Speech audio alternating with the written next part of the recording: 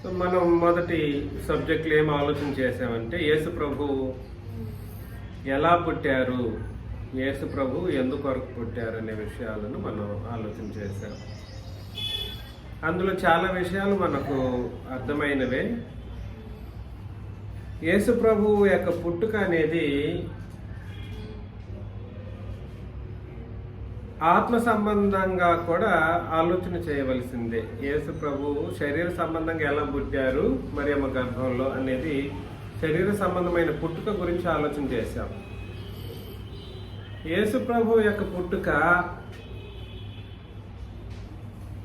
ఎందుకొరకు జరిగింది అనే విషయంలో పాత నిబంధనలోని ఆత్మ సంబంధమైన పుట్టుకకు సంబంధించిన విషయాన్ని మనం కొంత ఆలోచన చేయబద్దులమై ఉన్నాం. ధర్మశాస్త్ర కాలంలోనే, వాస్తవానికి ధర్మశాస్త్రం ఆత్మ సంబంధమైనది, పాత నిబంధన ఆత్మ సంబంధమైనది. పాత నిబంధన జీవము కలిగినది, ఆ నిబంధన ఉత్తమమైనది. పాత నిబంధన ఆనాటి ప్రజలు అయినటువంటి ఇశ్రాయేలీలకు దేవునితో సంబంధాన్ని, సత్సంబంధాన్ని పెంచి నీతి కలిగిన ప్రజలుగా నిలబెట్టడానికి అయినటువంటి విధానంలో ఇవ్వబడినటువంటి ఏకైక నిబంధన ఆ కాలానికి. ఆ నిబంధనలో యేసు ప్రభు ఆత్మ సంబంధమైనటువంటి పుట్టారనడానికి లేఖనం మనకు తెలియజేస్తుంది. మనం ఆలోచన చేయాలి. మరలా గలతీ పత్రిక 4:4లో గలతీ పత్రిక 4:4లో అయితే కాలము పరిపూర్ణమైనప్పుడు దేవుడు తన కుమారుని పంపెను, ఆయన స్త్రీ యందు పుట్టి అని అన్నాడు. కాబట్టి ఈ పుట్టుక స్త్రీ యందు పుట్టి అని అన్నప్పుడు మరియమ్మ అనే స్త్రీ యందు పుట్టి అని కాదు దాని అర్థం. ఎవరెందు పుట్టి అనే దాని అర్థం కాదు. స్త్రీ యందు అని అంటే మరియమ్మ యందు పుట్టి అని కాదు దాని అర్థం. ఆయన పుట్టిన పుట్టుక ఆత్మ సంబంధమైన పుట్టుకగా ధర్మశాస్త్రంలో ఆ రాజ్యం అనేటువంటి స్త్రీ మరియమ్మ అనే స్త్రీ యందు పుట్టడం అనే ఉద్దేశం గురించి కాదు ఇక్కడ మాట్లాడుతున్నది. ధర్మశాస్త్ర కాలంలో యేసు ప్రభు ఆత్మ సంబంధమైనటువంటి పుట్టుక గురించి ఇక్కడ మాట్లాడడం జరిగింది. ఆ స్త్రీ యందు అని అంటే ధర్మశాస్త్ర రాజ్యమునందు. ఏ స్త్రీ యందు? ధర్మశాస్త్ర రాజ్యం. వాస్తవానికి యేసు ప్రభు మరియమ్మ అనే స్త్రీ యందు పుట్టలేదు. ఏం చెప్పాను చెప్పండి? మరియమ్మ అనే స్త్రీ ఎందుకు? మరియమ్మ కన్యకగా ఉండింది. ఏం చెప్పాను చెప్పండి? మరియమ్మ ప్రధానం చేయబడిందే కానీ పురుషుని ఎరగనిది. అప్పుడు ఆమె కన్యక. అర్థమవుతుంది నేను చెప్పింది. కాబట్టి స్త్రీ యందు పుట్టి అనే ఈ మాట వాస్తవానికి మరియమ్మ గురించి కాదు చెబుతున్నది. శరీర సంబంధమైన క్రీస్తు యొక్క పుట్టుక మరియమ్మ అనే కన్యక యందు జరిగింది. కానీ ఆత్మ సంబంధమైనటువంటి క్రీస్తు యొక్క పాత నిబంధన పుట్టుక స్త్రీ యందు జరిగింది. స్త్రీ యందు జరిగింది. నేను చెప్పింది ఇది చాలా తీవ్రంగా ఆలోచన చేస్తేనే అర్థమవుతుంది. ఒకసారి మీకు అందరికీ తెలిసిన వచనం ఒకటి ఉంది చూడండి. యెషయా గ్రంథం 9వ అధ్యాయం 6వ వచనం. యెషయా 9:6.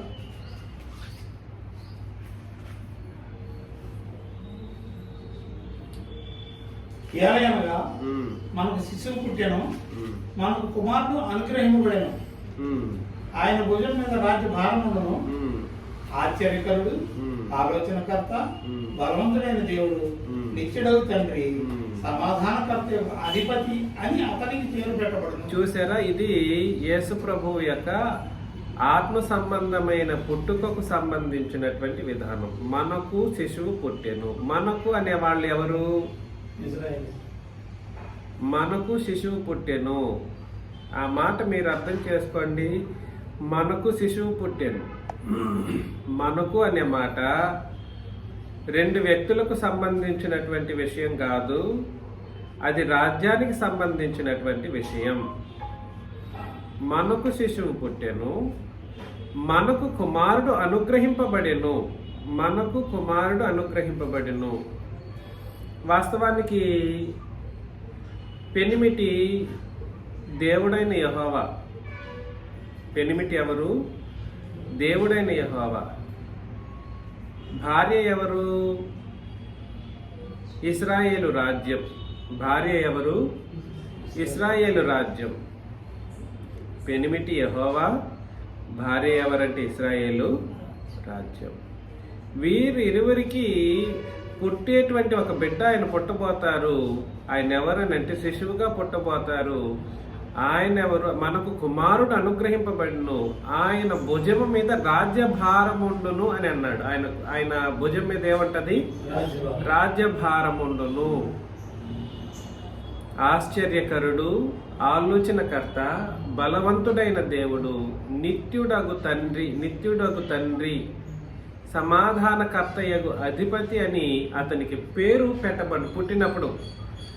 ఈ పుట్టుక అంతా కూడా సరే ఆత్మ సంబంధమైనటువంటి యేసుక్రీస్తు యొక్క ఆత్మ సంబంధమైన పేర్లు. ఏం పేర్లు? యేసు అనే పేరు శరీరానికి పెట్టబడింది. యేసు అనే పేరు ఎవరికి పెట్టబడి దేనికి పెట్టబడింది అని అంటే యేసుక్రీస్తు యొక్క శరీర రూపానికి పెట్టబడింది. కానీ ఆత్మ సంబంధమైన పుట్టుకకు ఆయనకు ఆత్మ సంబంధమైనటువంటి పేర్లు పెట్టబడ్డాయి. ఆత్మ సంబంధమైన పాత నిబంధన పుట్టుకకు ఆత్మ సంబంధమైనటువంటి పాత నిబంధన పేర్లు యేసు ప్రభువుకి పెట్టబడ్డాయి. ఆశ్చర్యకరుడు. వాస్తవానికి రాజ్యంలో స్త్రీయందు పుట్టడం అనేటువంటి ఒక వాస్తవిక సంగతి. సాక్షాత్తు పరలోకంలో ఉన్నటువంటి దేవుడు ఆశ్చర్యకరంగా ఇశ్రాయేలీల కొరకు దిగి రావడం అనేటువంటిది ఒక ఆశ్చర్యకరమైనటువంటి ఒక విషయం. ఆలోచనకర్త, సమస్త ఆలోచనలకు ఆయన ఏమై ఉన్నాడు? ఆలోచనకర్త, సమస్త ఆలోచనలకు కర్త. అంటే క్షమించండి, దేవుని యొక్క సమస్త ఆలోచనలకు కర్త ఆయన. ఇక్కడ మీరు నేను ఆలోచన చేసే ఆలోచనలకు కర్త కాదు, లేదా ఇశ్రాయేలీయుడు ఏదైనా ఆలోచన చేసే యేసు ప్రభు కలిగిస్తే కర్త కాదు, అట్లా కాదు. దేవుని యొక్క సమస్త ఆలోచనలకు కర్త ఎవరు అని అంటే యేసు ప్రభు. బలవంతుడగు దేవుడు, బలవంతుడైన దేవుడు ఆయన. నిత్యుడగు తండ్రి. నేను చెప్పాను, చూశారా ఇంతకుముందు? ఇదిగో దేవుడు నాకు ఇచ్చిన పిల్లలు అనే మాట ఎక్కడ చదివారు? హెబ్రీలకు రాసిన పత్రిక 2వ అధ్యాయం 13-14 వచనాల్లో మీరు చదివారు. నిత్యుడగు తండ్రి అనే మాట ఎవరిని ఉద్దేశించినటువంటి మాటగా మనం అర్థం చేసుకోవాలి? ఇశ్రాయేలీల కొరకే. ఆత్మ సంబంధమైనటువంటి పదజాలాలలో ఆత్మ సంబంధమైన అర్థాలు వెతుకుతూ ఆత్మ సంబంధంగానే ఆలోచన చేసినప్పుడు ఇవి అర్థమవుతాయి. లేకుండా అర్థం కాదు, నా మీద ఏందో ఆయన ఏం చెప్తున్నాడో నాకు అర్థం కావట్లేదు అంటారు, లేదా నాకే అర్థం కాకుండా నేను మాట్లాడతాను అనేటట్లు కూడా చెప్పేస్తారన్నమాట. ఆయన ఏం చెప్తున్నాడో ఆయనకి అర్థం కాదు అన్నట్టుగా నా మీదే వేసేస్తారు. మరలా వాళ్ళు వినరు సరిగా. యేసు ప్రభువు యొక్క ఆత్మ సంబంధమైన పుట్టుక స్త్రీ యందు జరిగింది. ఆ స్త్రీ మరియ తల్లిని బట్టి జరగలేదు, ఆ మరియ తల్లి కాదు. ఆ స్త్రీ ఎవరు అనంటే ఇశ్రాయేలు దేవుని రాజ్యం. దానికి పాత నిబంధన కాలంలో ఏం పేరు అని అంటే పరలోకము అనే పేరే ఉండేది. దానికి పాత నిబంధనలో దాని పేరేమిటి? ఆ సాక్షాత్తు పరలోకమే అని అంట. దానికి పాత నిబంధన కాలంలో పరలోక రాజ్యం అని కూడా పేరు. ఇశ్రాయేలు రాజ్యము, పాత నిబంధన రాజ్యము, పరలోకము, పరలోక రాజ్యము, స్త్రీ అనే ఒకటే రకమైనటువంటి ఒకే రాజ్యం గురించి చెప్పడం జరిగింది క్రొత్త నిబంధనలు దాని యొక్క వాస్తవికతలను బయటపెట్టినప్పుడు.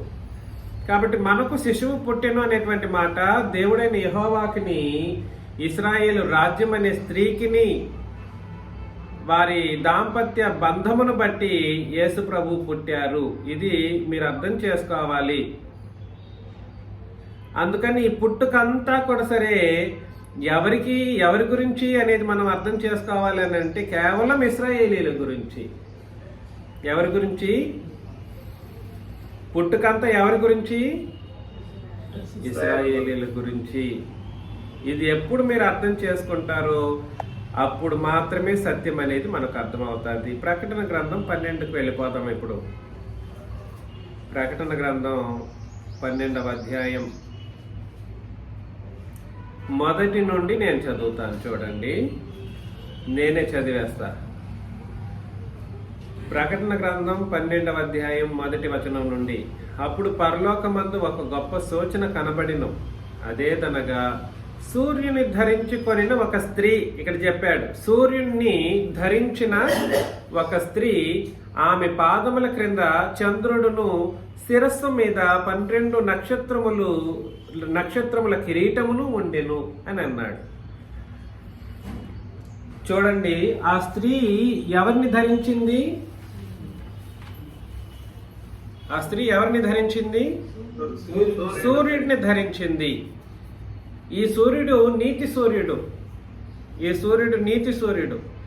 నీతి సూర్యుడు లేదా సూర్యుడు అని ఆయన ఎవరో కాదు, యెహోవా అనబడినటువంటి దేవుడే, పాత నిబంధన దేవుడు. ఆయన్ని ధరించినటువంటి స్త్రీ ఎవరో కాదు, ఇశ్రాయేలు రాజ్యం అనే స్త్రీ. ఏ స్త్రీ? ఇశ్రాయేలు రాజ్యం అనే స్త్రీ. ఆమె పాదముల క్రింద చంద్రుడు. ఇశ్రాయేలు రాజ్యాన్ని నడిపించేది ఏమిటి అనంటే, పాదములకు వెలుగు ఏమిటి అనంటే ధర్మశాస్త్రం. చంద్రుడు, పాదముల క్రింద చంద్రుడు అనంటే ఆ ఇశ్రాయేలు రాజ్యాన్ని నడిపించే వెలుగు. చంద్రుడు వెలుగును విరజిల్లుతాడు. ఆ రాజ్యాన్ని నడిపించే చంద్రుడు అని అంటే ధర్మశాస్త్రము. నీ వాక్యము నా పాదములకు దీపము లేదా వెలుగు. ఆ దీపమన్నా వెలుగన్నా చంద్రుడు అనేటువంటి ఒక ఉపమాన భాషలో రాయబడినటువంటి ఒక మాట ఇది. స్త్రీ ఎవరు? ఇశ్రాయేలు దేవుని రాజ్యం. శిరస్సు మీద 12 నక్షత్రముల కిరీటమును ఉండెను. శిరస్సు మీద ఎన్ని నక్షత్రాలు ఉన్నాయి? 12 నక్షత్రాలు. 12 నక్షత్రాలు అనే మాట 12 గోత్రికులకు సంబంధించిన గొప్పవారు ఎవరైతే ఉన్నారో వాళ్ళని ఉద్దేశించింది. 12 గోత్రకర్తలను గుర్తించే సంగతి అన్నమాట. గోత్రాలు లేదా గోత్రకర్తలు. నక్షత్రముల కిరీటం అన్నప్పుడు గోత్రకర్తలు, గోత్రికుల 12 గోత్రికుల కర్తలు నక్షత్రముల కిరీటము. అదేవిధంగా నక్షత్రములు అని అంటే గోత్రం మొత్తం 12 గోత్రాల గురించి చెప్తున్నటువంటి సంగతి. ఇవాళ మీరు బహుశా వచ్చే రేపటి నుండే కూడా సరే ప్రకటన గ్రంథం నేను వివరిస్తాను. సంఘాన్ని నడిపించే నక్షత్రం ఏమిటో తెలుసా? ఉపదేశకుడు. మీ ఉపదేశకుడు నక్షత్రం అన్నమాట. ఆ ఉపదేశం ద్వారా దీపాలు వెలిగించబడతా ఉంటాయి. అది రేపు మీకు అర్థమవుతుంది, నేను మాట్లాడతాను. ఎందుకు డిలే చేయడం ద్వారా నాకే లేట్ అవుతుంది, చెప్తాను ఖచ్చితంగా. అలాగా 12 నక్షత్రాలు ఎవరనంటే ఇశ్రాయేలు గోత్రికులు. ఆమె గర్భిణి అయి, ఎందుకు? సూర్యుని ధరించింది కాబట్టి. యెహోవాను సూర్యుని ధరించినప్పుడు ఆమె గర్భిణి అయి ప్రసవ వేదన పడుచు ఆ నొప్పులకు కేకలు వేయచ్చు ఉండెను. ప్రసవ వేదన, ఇవన్నీ మనం ఒక రెగ్యులర్గా చెప్పేటువంటి పదజాలమే. ప్రసవ వేదన, శిశువు పుట్టడానికి సిద్ధంగా ఉన్నప్పుడు ప్రసవ వేదన అనడం, ఇవన్నీ దీనికి అర్థాలు వెతకూడదు. దేనికి అర్థం వెతకాలో దానికే అర్థం వెతకండి. మరలా అది కూడా నేను చెప్పేస్తున్నాను మీకు. అన్నిటికీ అర్థాలు ఉండవు. నేను చెప్పేది మీకు అర్థమవుతుందా? ఏది ఉపమానముగా గుర్తించాలో అదే ఉపమానంగా గుర్తించటం, అందుకొరకే నక్షత్రంగా నేను మీకున్నాను ఇవాళ. ఏది ఎలా అర్థం చేసుకోవాలో మీకు చెప్పడం కొరకు నా బ్రతుకు మీకు సమర్పిస్తూ ఉన్నాను. ఇక్కడ ప్రసవ వేదన అంటే ఏమిటి అంటే, ఇక్కడ దానికి ఏం వెతకాల్సిన అవసరం లేదు. అది జస్ట్ ఒక సందర్భంలో ఫుల్ఫిల్మెంట్ కోసం చెప్పబడేటువంటి కొన్ని విషయాలు అన్నమాట.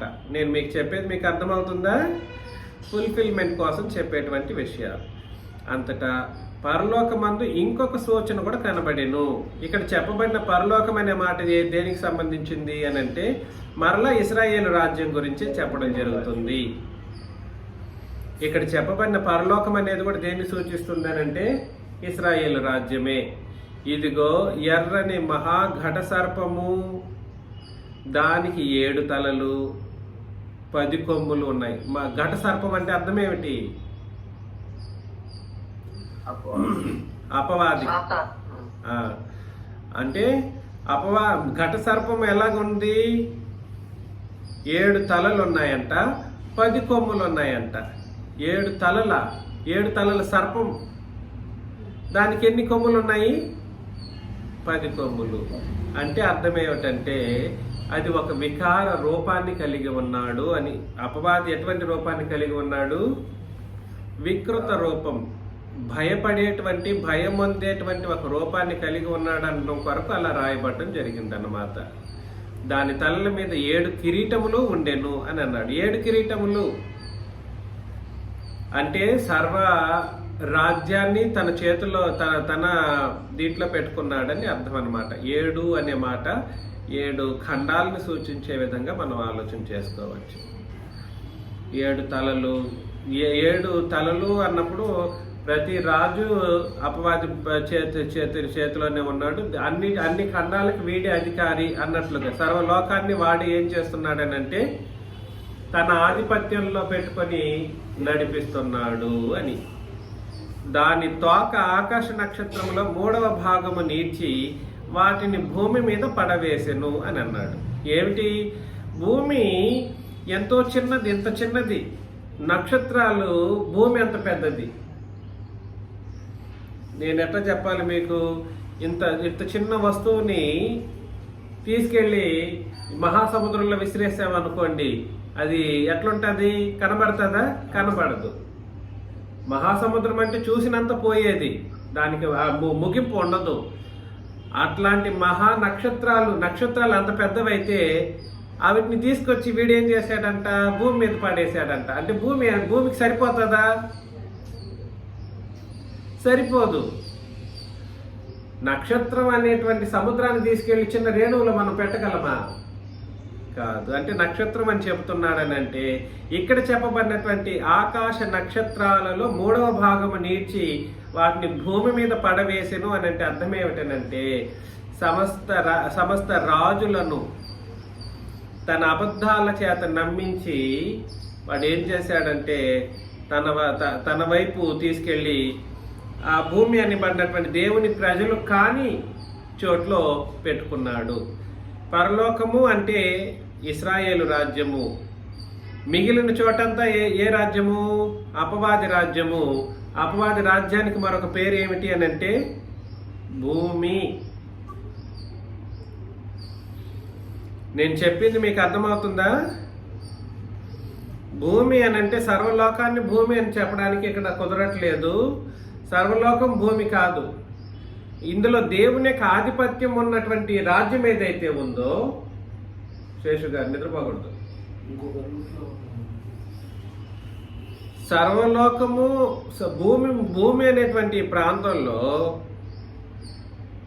2 రకాల ప్రదేశాల గురించి మాట్లాడటం జరిగింది. ఒకటి పరలోకము, దాని మీద ఎవరికి ఏలుబడి ఉంది? దేవుని యొక్క ఏలుబడి ఉంది. పరలోకం మీద ఎవరి యొక్క ఏలుబడి ఉంటుంది? దేవుని ఏలుబడి ఉంటుంది. దేవుని ఏలుబడి లేని ప్రతి చోట కూడా సరే ఎవరికి ఏలుబడి ఉందనంటే అపవాదికి ఏలుబడి. అందుకని పరలోక భూగోళం గురించి మాట్లాడినప్పటికీ ఇక్కడ ఉపమాన రూపంలో రాయబడుతున్నటువంటి విధానంలో దేవుని ఏలుబడి ఉన్న చోటనేమో పరలోకం అన్నాడు, అపవాది ఏలుబడి ఉన్న చోటనేమో భూమి అని అన్నాడు. అపవాది ఏలుబడి ఉన్న చోటని ఏమన్నాడనంటే భూమి. కాబట్టి వీడు ఏం చేశాడంటే ఈ ఏలుబడి చేసేటువంటి మానవులను ఏం చేశాడంటే అక్కడ నక్షత్రం అని చెప్పబడినటువంటి నక్షత్రం వీటినన్నిటినీ కూడా ఏమని పెట్టాడు, భూమి మీద పెట్టుకున్నాడు. వాళ్ళని తీసుకొచ్చేసి వాడి తన తోకతో ఏం చేశాడనంట ఆకాశ నక్షత్రములను భూమి మీద ఈడ్చి పడేసుకున్నాడు. అంటే తన కంట్రోల్లో పెట్టుకున్నాడు అని అర్థమవుతుందా? ఆకాశం అంటే గొప్ప రాజులు అని అర్థం అన్నమాట. పెద్ద పెద్ద అధికారులు, గొప్ప గొప్ప రాజులు. దీన్ని మనం ఎఫెసీ పత్రిక 6వ అధ్యాయంలో చదివినప్పుడు కూడా లోకనాథులు అనే మాటను మనం చదివాం. లోకనాథులందరూ ఎవరి యొక్క దూతలు? అది లోకాన్ని ఏలుబడి చేసేటువంటి ఈ లోకనాథులందరూ ఎవరి యొక్క దూతలు? అపవాది దూతలు. కాబట్టి వీడు తోకతో ఏం చేశాడు? ఈ ఘట సర్పం తోకతో ఏం చేసిందని అంటే గొప్ప గొప్ప నక్షత్రాలుగా ఉన్నటువంటి రాజులను సహిత తన మూడవ భాగం అని అంటే ఉండేది 4 భాగాలే భూమి. ఎన్ని భాగాలు? 4 భాగాలు. అందులో ఒక భాగం పరలోకం అయిపోయింది, మిగిలిన 3 భాగాలు అపవాది రాజ్యం అయిపోయింది. దానికని ఆ మూడు భాగాల మీద వాడు తన రాజులను ఏర్పాటు చేసుకున్నాడు. అలాగ భూమి మీద పడవేసుకున్నాడు అని అన్నాడు. కననై ఉన్న ఆ స్త్రీ కనగానే, ఇక్కడ ఆ స్త్రీ కనడం అనేటువంటి ఈ మాట నిజంగా మరియమ్మ తల్లి కనినటువంటి ఒక విషయం గురించి మాట్లాడటం లేదు. కననై ఉన్న ఆ స్త్రీ కనగానే అని అంటే ఇక్కడ పుట్టుక, ఏ పుట్టుకకు సంబంధించి విషయం మాట్లాడుతున్నాడు? యేసు ప్రభువు యొక్క ఆత్మ సంబంధమైన పుట్టుక గురించి మాట్లాడుతున్నాడు. కననై ఉన్న ఆ స్త్రీ కనగానే ఆమె శిశువును మృంగివేయవలనని ఆ ఘట సర్పము స్త్రీ ఎదుట నిలుచుండెను అని అన్నాడు అన్నమాట. వాస్తవానికి ఇదంతా ఎవరెవరో అని చెప్పేసి చెప్తా ఉంటారు. హేరోదు చంపేయాలని, హేరోదు చంపాలని మనుషుల్ని పిల్లల్ని అందరినీ తొలిచూలు పిల్లల్ని చంపాలనుకున్నాడు అట్లని అంటాడు. కానీ హేరోదు కాదు, హేరోదు ఈ నక్షత్రంలో ఒకడు. భూమి మీద నక్షత్రంలో హేరోదు ఏమి ఒకడు. వాడి వెనకాల వాడిని నడిపించింది ఎవరు? అది దాన్ని గుర్తించట్లేదు. హేరోదు అంటాడు. ఇక్కడ ఘట సర్పం ఎవరనంటే ఎవరు? అపవాది. నక్షత్రం ఎవరనంటే యేసు ప్రభువు ఆత్మ సంబంధమైన పుట్టుకలో అప్పుడున్నటువంటి నక్షత్రం ఏమిటి? హేరోదు. వాడేం చేశాడు?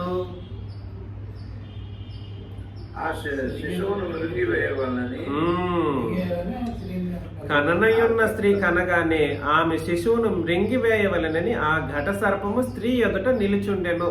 వీడు అపవాది నిలబడ్డాడు రెడీగా, ఎప్పుడు మింగేస్తామా అని చెప్పేసి, చంపేద్దామా అని. వాస్తవానికి ఎవరి ద్వారా చేసుంటాడు అపవాది అని అంటే, మృంగాలనుకుంటే ఎవరి ద్వారా చేస్తాడు? హేరోదు ద్వారా చేస్తాడు. అప్పటికున్నటువంటి ఆ నక్షత్రం ఎవరనంటే హేరోదు. ఈ స్త్రీ ఎదుట నిలిచి ఉండెను. సమస్త జనములను ఇనుప దండముతో ఏలనై ఉన్న ఒక మగ శిశువును ఆమె కనగా. కాబట్టి సమస్త జనములను ఇనుప దండంతో ఏలనై ఉన్న ఒక మగ శిశువును ఆమె ఏం చేసింది? కనింది. ఆమె శిశువు దేవుని వద్దకును ఆయన సింహాసనము నొద్దకును కొనిపోబడిను అని అన్నాడు అన్నమాట. చూసారా? శిశువు పుట్టినప్పుడే ఎక్కడికి తీసుకెళ్ళబోబడ్డాడు?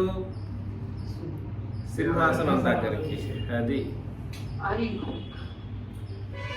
ఎక్కడికి? దేవుని వద్దకును ఆయన సింహాసనం వద్దకును కొనిపోబడిను. ఇది ఆత్మ సంబంధంగానే ఆలోచన చేస్తున్న ఒక విషయం అన్నమాట. ఆ స్త్రీ అరణ్యమునకు పారిపోయి, ఈ స్త్రీ ఎక్కడికి వెళ్ళింది? మగ శిశువేమో ఎక్కడికి వెళ్ళాడు? దేవుని వద్దకును ఆయన సింహాసనం వద్దకు వెళ్ళిపోయాడు. స్త్రీ ఎక్కడికి పారిపోయింది? అంటే అర్థం ఏమిటి అని అంటే, ఈ మరియమ్మ స్త్రీ పారిపోయిందని కాదు. ఇక్కడ చెప్పబడుతున్నటువంటి స్త్రీ అరణ్యమునకు అని అంటే పాపము అన్నటువంటి లోకానికి పారిపోయింది అని అర్థం. అంటే యేసు ప్రభు పుట్టేసరికి ఇశ్రాయేలు రాజ్యమంతా పాపముతో నిండి ఉంది. యేసు ప్రభువు యొక్క ఆత్మ సంబంధమైన పుట్టుకలో ఇశ్రాయేల్ రాజ్యం అంతా ఎలా ఉంది?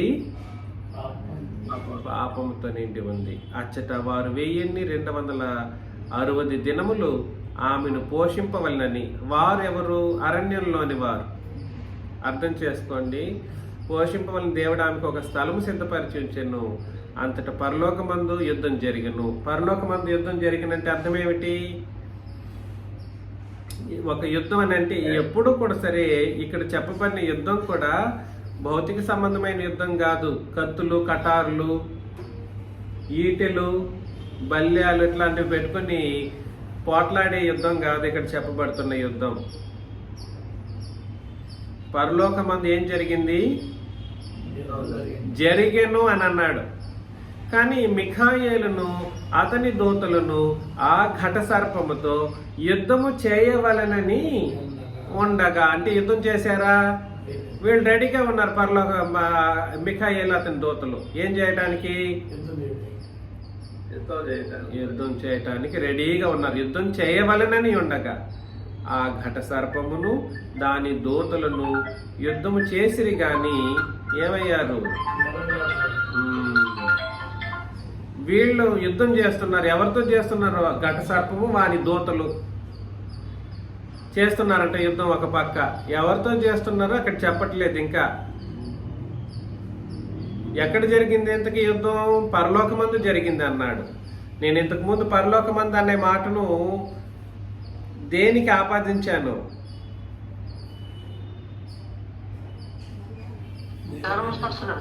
ధర్మశాస్త్ర రాజ్యమునకు. మరలా ధర్మశాస్త్రం అంటారు. ధర్మశాస్త్ర రాజ్యాన్నే పరలోకం అంటారు, స్త్రీ అంటారు, పరలోక రాజ్యం అంటారు, దేవుని రాజ్యం అంటారు, పాత నిబంధన రాజ్యం అంటారని కూడా చెప్పాను. మరలా ధర్మశాస్త్రం అనే ఒకే మాట అంటే ఏం చెప్పాలి నేను? కాబట్టి పాత నిబంధన దేవుని రాజ్యంలో యుద్ధం ప్రారంభమయ్యింది. ఈ యుద్ధం భౌతికమైనటువంటి యుద్ధం కాదు. ఈ యుద్ధానికి ఒక పక్క ఏమంటారు దాన్ని, దండెత్తి వస్తున్నటువంటి ఒక గుంపు వస్తున్నారు. ఎవరు? ముందున్నవాడు అపవాది, ఘట సర్పం ముందున్నాడు. వాడి వెనకాల ఎవరెవరున్నారు? ఈ వాడి దూతలు, ఈ నక్షత్రాలు, ఈ రాజులు, వీళ్ళందరూ ఉన్నారు. అవునా? మరో పక్క ఎవరు రెడీగా ఉన్నారు? యుద్ధం చేయటానికి సిద్ధంగా ఉన్న వాళ్ళు ఎవరు? మిఖాయేలు అతని దూతలు రెడీగా ఉన్నారు. కానీ వాళ్ళు ఇంకా రాలేదు. వీడేమో దండెత్తుతున్నాడు. వాళ్ళు రావాలని సిద్ధంగా ఉన్నారు. కానీ యుద్ధం జరిగిపోయింది. యుద్ధం జరిగిపోయింది. చదువుతాం. ఆ ఘట సర్పమును దాని దూతలను యుద్ధము చేసిరి గాని గెలవలేకపోయిరి గనుక పరలోకమందు వారికి స్థలము లేక పోయెను. పరలోకమందు వాళ్ళకి ఏం లేకపోయింది? స్థలం లేకపోయింది. ఇక్కడ చెప్పబడిన పరలోకం అనేది ఏ పరలోకం? అది దేవుడు ఆకాశమందున్న పరలోకం గురించి కాదు చెబుతున్నది. దేవుని రాజ్యంలో అపవాది ప్రవేశించలేని ఒక స్థితి అక్కడ ఏర్పడడం జరిగిందన్నమాట. ఇంకా దేవుని రాజ్యంలో నీ ప్రవేశం ఉండకూడదు. కాగా సర్వలోకమును మోసపుచ్చుచు అపవాదనియు సాతాననియు పేరు గల ఆది సర్పమైన ఆ మహా ఘట సర్పము పడద్రోయబడిను. అది ఎక్కడ పడద్రోయబడిను? భూమి మీద పడద్రోయబడిను. భూమి అంటే ఏంటి? పాపమున్న చోటు, దేవుని ఏలుబడి లేని చోటునే భూమి అని అన్నాడని చెప్పాను ఇంతకు ముందు. దేవుని ఏలుబడి ఉన్న చోటేమో ఇశ్రాయేలు రాజ్యం, దాన్నే మరొక పేరుతో పరలోకం అని పిలువడం జరిగింది. అదేవిధంగా ఇంకోటి ఏమిటి, దాన్నే ఏమని కూడా పిలిచాడు, స్త్రీ అని కూడా పిలిచాడు. అవునా కాదా? తర్వాత దేవునికి ఏలుబడి లేని చోటు, పాపమున్న చోటు, అది అపవాది చోటు, వాడి చోటుకి వాడిని పంపించేయడం జరిగింది అన్నమాట, పడద్రోయడం జరిగింది. వాడితో పాటు వాడి దూతలు కూడా ఏం చేయబడ్డారు, దాని దూతలు దానితో కూడా పడద్రోయబడి. మరియు ఒక గొప్ప స్వరము పరలోకమందు ఇలాగ చెప్పుట వింటిని, గొప్ప స్వరము పరలోకమందు ఇలాగ చెప్పుట వింటిని, రాత్రింబగళ్ళు మన దేవుని ఎదుట మన సహోదరుల మీద నేరము మోపువాడైన అపవాది. ఇప్పుడు క్రొత్త నిబంధనలో మన మీద ఎవడు కూడా సరే నేరం మోపడానికి లేదు. కానీ మన జీవితాలు చెక్ చేసుకుంటే ప్రతి క్షణం నేరం మోపే పరిస్థితుల్లోనే ఉంటాయి. క్రీస్తు రక్తం ఏం చేసిందంటే ఎవడు నేరం మోపలేనంత స్థితిలో నన్ను ఉంచింది. నీ బ్రతుకు నా బ్రతుకు ఎల్లప్పుడూ నేరారోపణలోనే నిలబెట్టబడిన స్థితిలో ఉంది. కానీ అపవాది ఆనాడు ఏం చేసేవాడంటే ఎల్లప్పుడూ ఏం చేసేవాడు,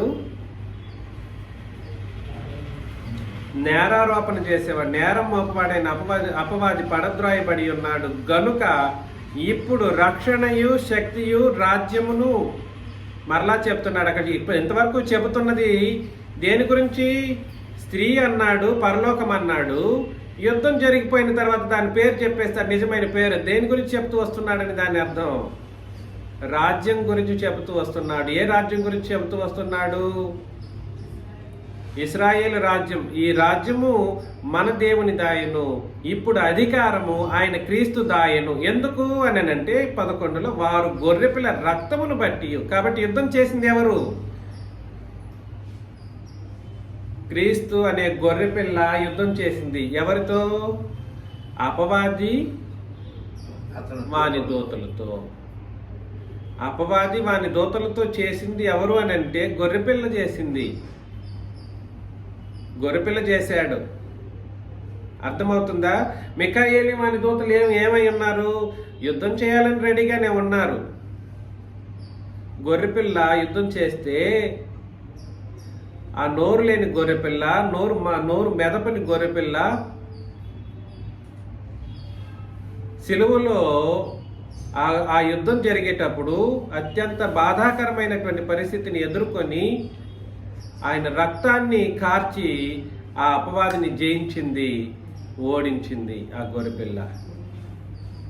ఆ యుద్ధం జరిగేటప్పుడు తన రక్తం, శరీరం అంతా కూడా సరే ఆ యుద్ధంలో అపవాదిని ఓడించడం కొరకు ఆత్మ సంబంధంగా శరీరం అంతా కూడా గాయపరచబడినటువంటి స్థితిలోకి వెళ్ళిపోయింది అనమాట. వధించబడిన గొర్రెపిల్ల. ఏంటిది, వధించబడిన గొర్రెపిల్లగా మారింది ఆ గొర్రెపిల్ల. అంత యుద్ధం జరిగింది పరలోకం అనబడినటువంటి ఆ పరలోక రాజ్యంలో, లేదా పాత నిబంధన రాజ్యంలో. వారు గొర్రెపిల్ల రక్తమును బట్టి తామిచ్చిన సాక్ష్యమును బట్టి వానిని జయించి ఉన్నారు గాని మరణము వరకు తమ ప్రాణములను ప్రేమించిన వారు కారు. వారెవరు అని అంటే ఆ గొర్రెపిల్లను వెంబడించిన వాళ్ళు. కాబట్టి క్రీస్తు పుట్టుకలో క్రీస్తు యొక్క ఆత్మ సంబంధమైనటువంటి పుట్టుక ఉంది. ఆ పుట్టుక ఇశ్రాయేలు రాజ్యంలోనే ఆత్మ సంబంధమైనటువంటి పుట్టుక. ఎందుకొరకనంటే అపవాదిని జయించటం కొరకు. దేని కొరకు, అది అపవాదిని జయించటం కొరకు క్రీస్తు యొక్క ఆయన శరీర పుట్టుక ఇశ్రాయేలీలను రక్షించటం కొరకు. ఆయన రెండవ పుట్టుక ఆత్మ సంబంధమైనటువంటి పుట్టుక అపవాదిని జయించటం కొరకు. ఇందులో నీ పాత్ర నా పాత్ర ఏమిటి?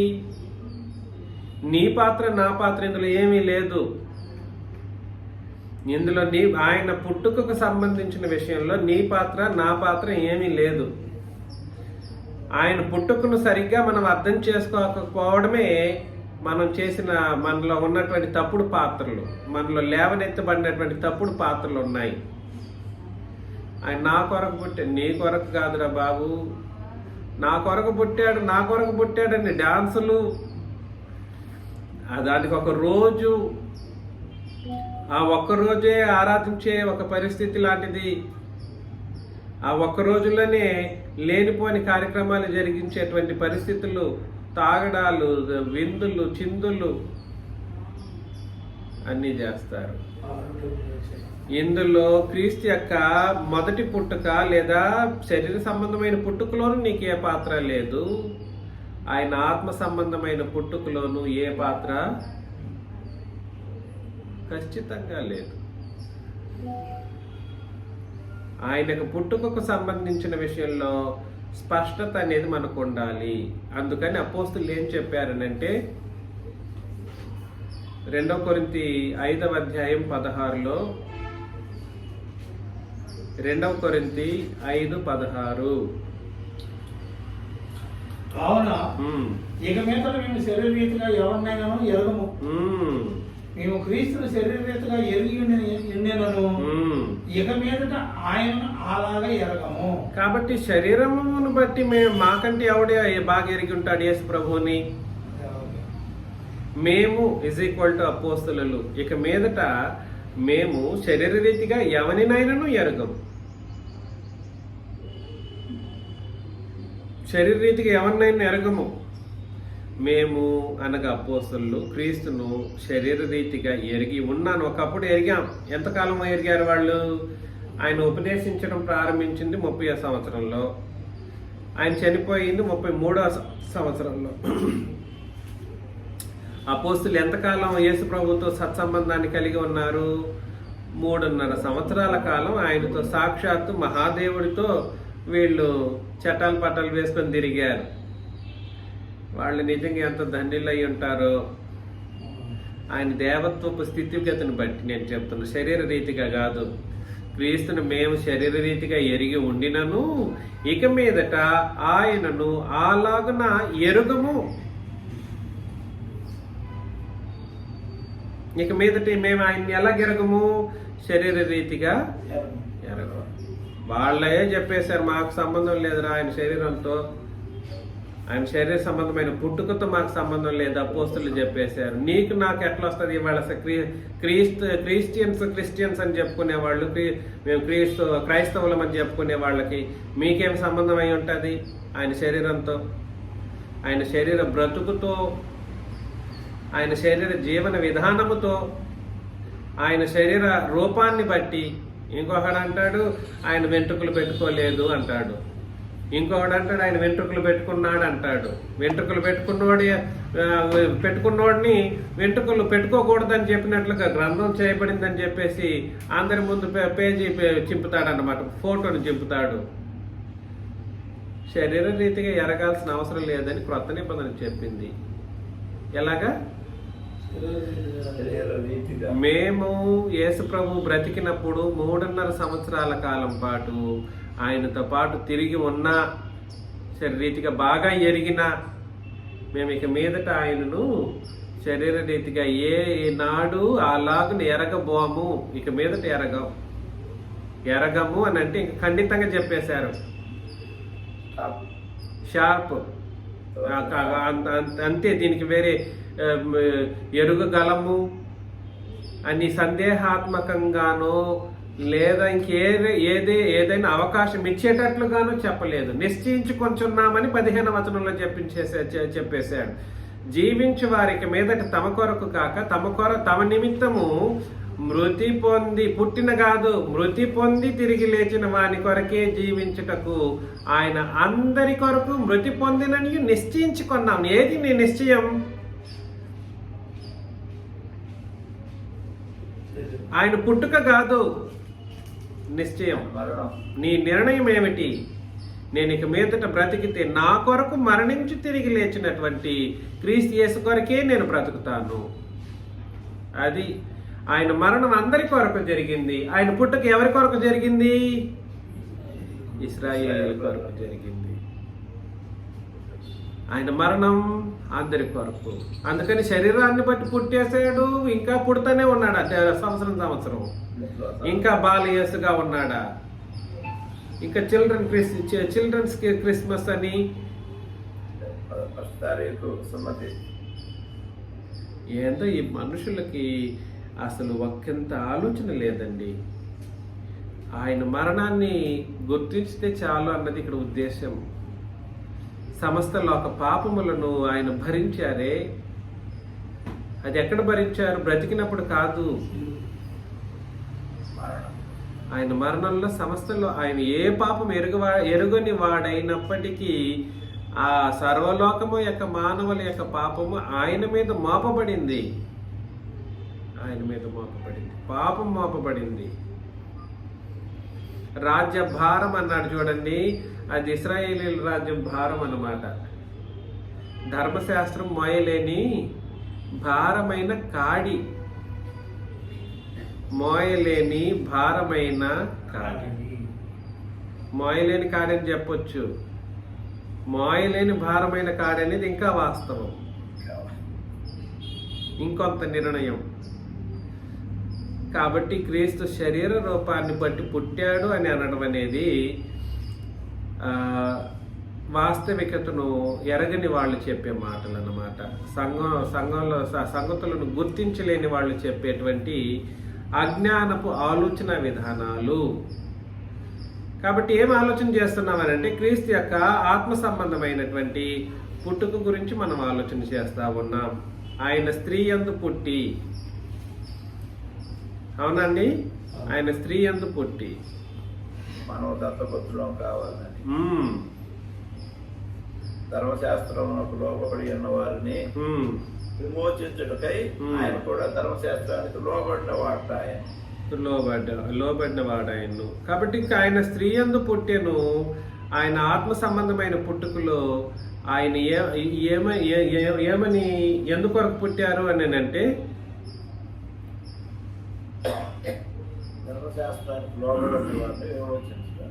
ధర్మశాస్త్రమునకు లోబడిన వారిని, అలా కాదు, ఆత్మ సంబంధమైన పుట్టుక. ఆయన ఆత్మ సంబంధమైన పుట్టుక ఎందుకొరకు? అపవాదిని జయించుట కొరకు, అపవాదిని ఓడించుట కొరకు యేసు ప్రభు ఆత్మ సంబంధమైన పుట్టుకను పుట్టారు. ఎక్కడ పుట్టారు? ఎవరికి పుట్టారు అని అంటే మరియమ్మ తల్లికి కాదు, ఇశ్రాయేలు రాజ్యం అనే స్త్రీకి పుట్టారు. ఆయన ఎలా పుట్టారు? మరొకసారి ఆయన ఎలా పుట్టారు, ఈ పుట్టుక ఎలా ఉంది, ఇది కూడా మనం ఆలోచన చేయాలి. రోమిలకు రాసిన పత్రిక 9వ అధ్యాయం 5వ వచనం. రోమిలకు రాసిన పత్రిక 9వ అధ్యాయం 5వ వచనం. ఆయనకు నిజతత్వం ఏమిటి? పితరులు వీరివారు, క్రీస్తు శరీరమును బట్టి క్రీస్తు వీరిలో పుట్టెను. శరీరమును బట్టి క్రీస్తు వీరిలోనే పుట్టారు. అయితే ఈయన సర్వాధికారైన దేవుడై ఉండి నిరంతరము స్తోత్రార్హుడై ఉన్నాడు. ఆమేన్. వాళ్ళు కూడా అండి, ఇశ్రాయేలీలు కొందరు ఆయన ఆరాధన చేశారనుకోండి. పాత నిబంధనలో ఆయన పుట్టినప్పుడు శరీరమును బట్టి క్రీస్తు వారిలో పుట్టారు, కానీ ఆయన ఏమై ఉన్నారు? సర్వాధికారి అయిన దేవుడై ఉండి నిరంతరము ఎప్పుడైనా యేసు ప్రభు స్తోత్రం చెప్పారా? క్రొత్త నిబంధనకు రాకమునుపు మీరు కానీ, మీకు నేర్పిన వాళ్ళు కానీ, అబద్ధాలను నేర్పిన వాళ్ళు కానీ చెప్పారా? ఆయన శరీరమును బట్టి పుట్టారు అని అన్నాడు. కానీ ఆయన శరీర పుట్టుకలో కూడా సరే ఆయన ఎలా పుట్టారు అనే విషయాన్ని అర్థం చేసుకోలేకపోయారు. శరీరమును బట్టి క్రీస్తు వారిలో పుట్టారు, వాస్తవమే, వారిలోనే పుట్టారు. నీ కొరకు కాదు, నా కొరకు కాదు పుట్టింది. కానీ అప్పుడే ఆయన ఎలా పుట్టారు అని అంటే శరీరాన్ని బట్టి పుట్టినప్పటికీ ఆయనకు దేవత్వపు స్థితి ఎలా ఉందని అంటే సర్వాధికారిని దేవుడిగా ఉంటూ నిరంతరం స్తోత్రించబడినటువంటి దేవుడిగా ఆయన ఉన్నారు. పుట్టారు, ఉన్నారు. ఆమేన్ అని అన్నాడు. ఆమేన్ అంటే అర్థం ఏమిటి?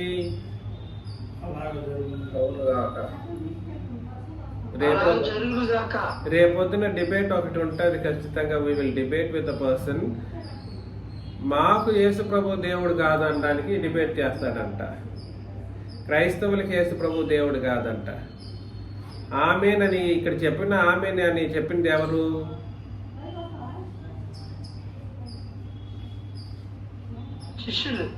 అక్కడ రాసిన ఆయన ఎవరు? పౌలు గారు. రోమాపత్రికను రాసింది ఎవరంటే పౌలు గారు. పౌలు గారు ఆమెనంటే ఆయన సర్వాధికారి దేవుడు, నిరంతరం స్తోత్రార్హుడు అన్నప్పుడు ఆమెనంటే నేను కూడా అదే అంటున్నాను, ఒప్పుకుంటున్నాననే కదా దాని అర్థం. అంటే యేసు ప్రభు సర్వాధికారి దేవుడని, నీకు దేవుడై ఉన్నాడని ఒప్పుకోవాల్సిన పరిస్థితి ఉందా లేదా? ఆమెనన్నప్పుడే అక్కడ వచ్చేసింది. అవును, నేను కూడా అదే చెప్తున్నాను. నేను కూడా ఏం చెప్తున్నాను? అవును, నేను కూడా అదే చెబుతున్నాను, నేను కూడా అంగీకరిస్తున్నాను. ఏమని అంగీకరిస్తున్నావు అని అంటే, వాస్తవానికి ఆయన శరీరాన్ని బట్టి ఇశ్రాయేలీలో పుట్టినప్పటికీ నిజానికి ఆయన ఏమై ఉన్నాడు? సర్వాధికారైన నా దేవుడు అని దాని అర్థం అన్నమాట. సర్వాధికారి అని ఎవరి దేవుడు? సర్వాధికారి అయిన నా దేవుడును నేనేం చేయాలి? నువ్వు ఒప్పుకుంటావు.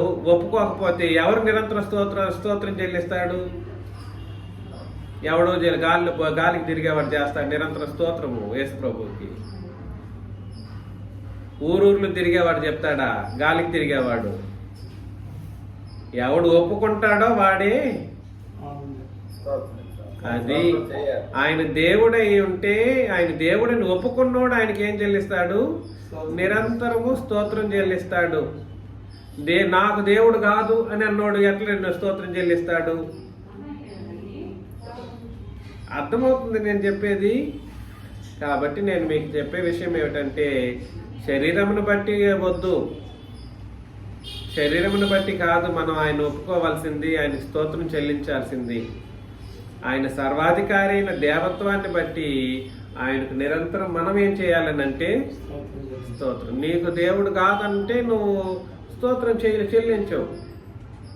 అందుకే బహుశా ఈ క్రీస్తు సంఘంలో దుష్టులు, దుర్మార్గులు, బోధకులని చెప్పుకుంటూ ఈ విధమైన ఒక అపవాది గుణంతో అపవాది బోధలు చేసుకుంటూ, మరలా తిమోతి గారు నన్ను అట్లా అన్నారు మా వాళ్ళని అంటాడు, కోపడతాడు నా మీద.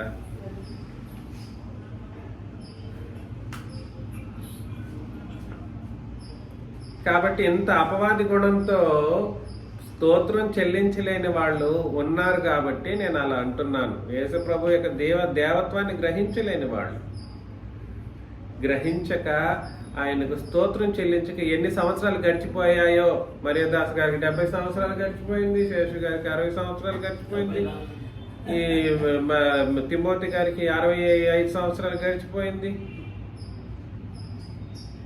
ఇన్ని సంవత్సరాలు స్తోత్రం చెల్లించకుండా గత 3-4 సంవత్సరాలుగా కనీసం ఎప్పుడన్నా స్టార్ట్ చేశాం. ఇది కొనసాగించాలి. ఇదేం ఏమవ్వాలి?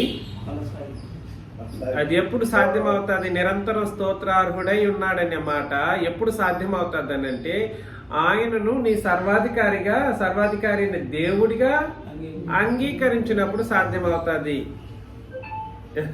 అందుకని ఆమెనన్నాడు. ఆమెనన్నాడు ఎవరు?